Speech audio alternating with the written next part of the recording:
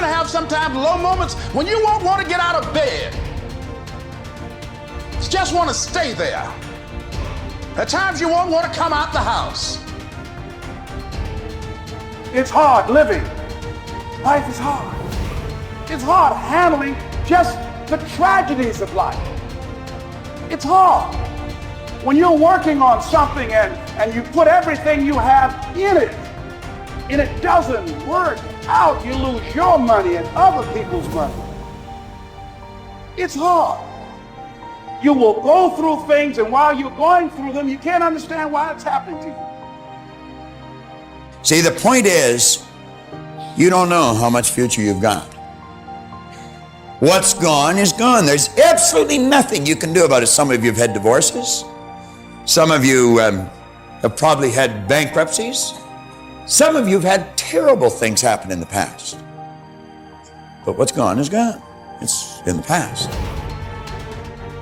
And to spend your time focusing on the past is to spend the only thing that you've got, and that's what's right here, right now, because the sand never stops running.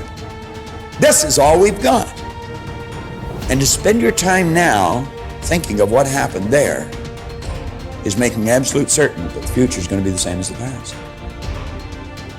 Now, I don't suppose many of us spend a lot of time thinking about that, but a lot of us spend a lot of time making that error. Now, you can either accept that or you can get to work. That's all it is. You just begin. You do the math. You solve one problem, and you solve the next one. Whatever drama you may be dealing with, this is not the end of you. No matter what it is not the end.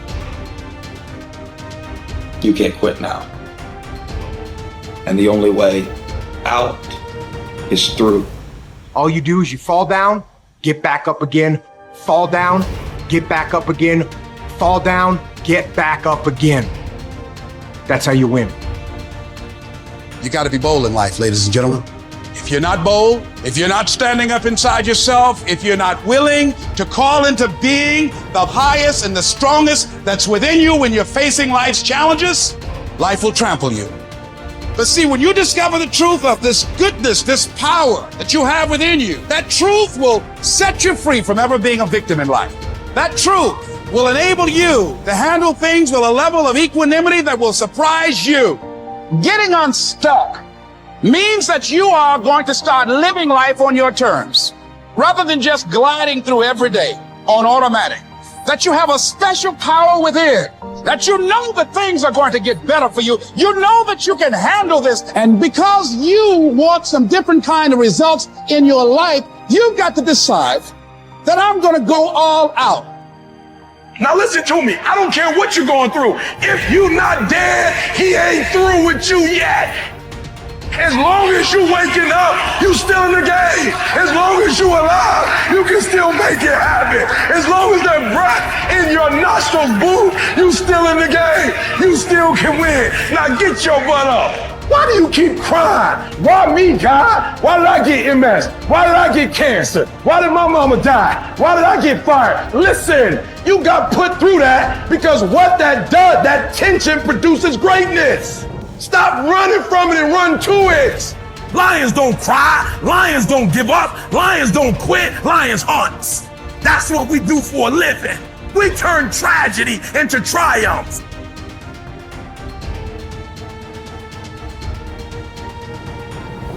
You'll never obtain any substantial measure of material wealth if you insist upon living your life as if you are looking back through your rearview mirror on your automobile. Nevertheless, it seems to be a very common error which many people have turned into a habit. Let the dead bury the dead. Let it go.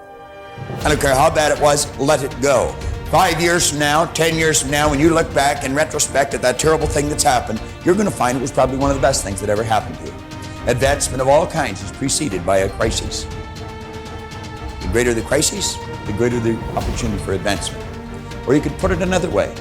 You could say, out of all confusion comes order, a higher degree of order than that which existed prior to the confusion. Because you see, the confusion was a learning state. Remember, I was pointing out that business is fun. It really is. I see business as a game. It's a game we're playing, and we play to win. And when we're winning, we're having fun. And when we're losing, we're learning. Let's treat both of the experiences exactly the same. They're learning experiences. Now we say, remember the old adage which says, let the dead bury the dead. Stop looking back on your life and worrying about the things which have already occurred and which you can no longer alter. That's like trying to change the time you got out of bed this morning. You're never going to be able to do it. That stands for eternity. You cannot go back and change it, since you cannot let it go. Pursuing that kind of mental activity will never lead to anything worthwhile, any worthwhile accomplishment in your life. You should understand, moreover, that all accomplishments in your life, you should understand, moreover, that all of the great achievers of the past have been visionary figures. They did with their life what, like Scott was saying, he does with his music. He heard it in here. They see their life in here. They're building visions of a great future. We've got a vision of a great company.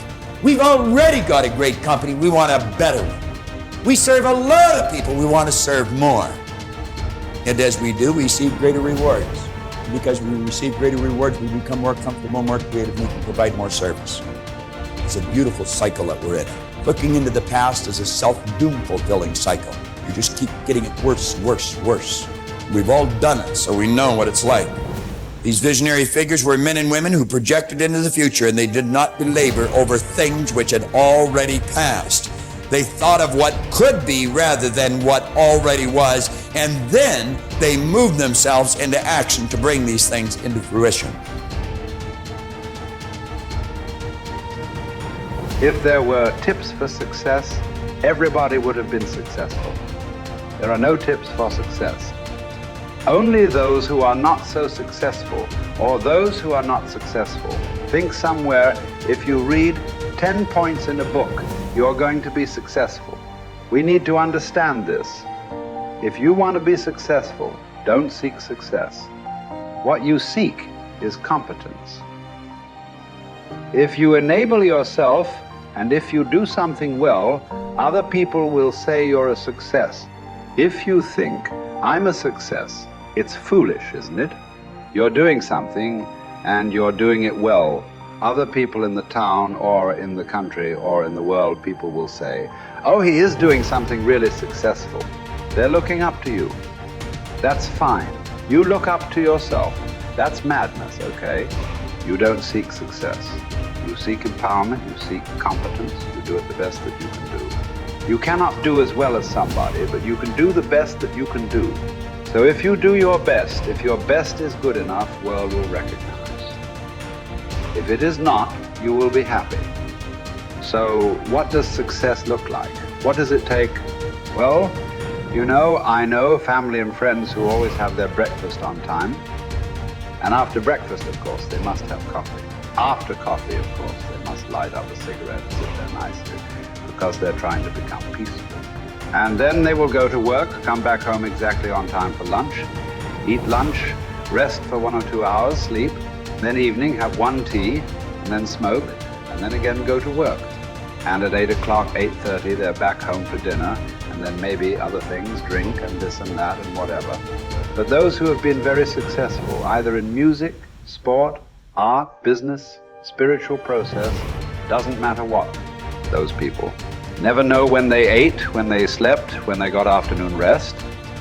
So those who are committed to being successful with whatever they're doing, one important aspect of their life is they're not settling down wherever it's a bit comfortable, because comfort will happen when they lower you too in the grave. Very comfortable you are, you know. Right now, it's about ensuring that there is profoundness of experience and there is impactfulness of activity. Because if they had given you a limitless amount of time, you could do all those things. Nothing wrong, I'm not against them. But they gave you such little time with such tremendous potential of being human. That's the problem.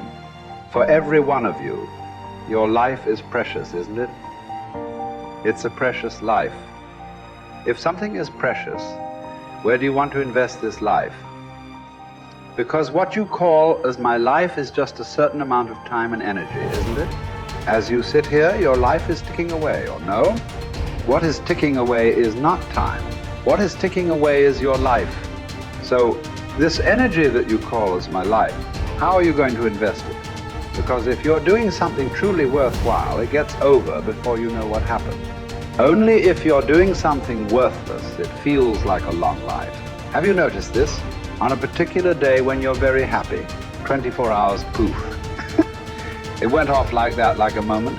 You are miserable, 24 hours feels like 10 years. Have you not noticed this? So, only miserable people will have a long life. Joyful people, life goes away like that as if it's a couple of days. It passes away like that if you are creating what you really care to create. So, one thing that every young person should do is, without the influence of the peers of your own age group, without the influence of your professors and your parents, without any kind of influence, somewhere you must stay by yourself at least for 2-3 days and look at it. What is it that I want to invest this precious life into? What is it that will be worthwhile today and worthwhile after 50 years for me to invest myself into? You invest your life into that, whatever it is, however small, big, it doesn't matter. If you see that this is something truly worthwhile and you invest your life in that, this will be a life of fulfillment.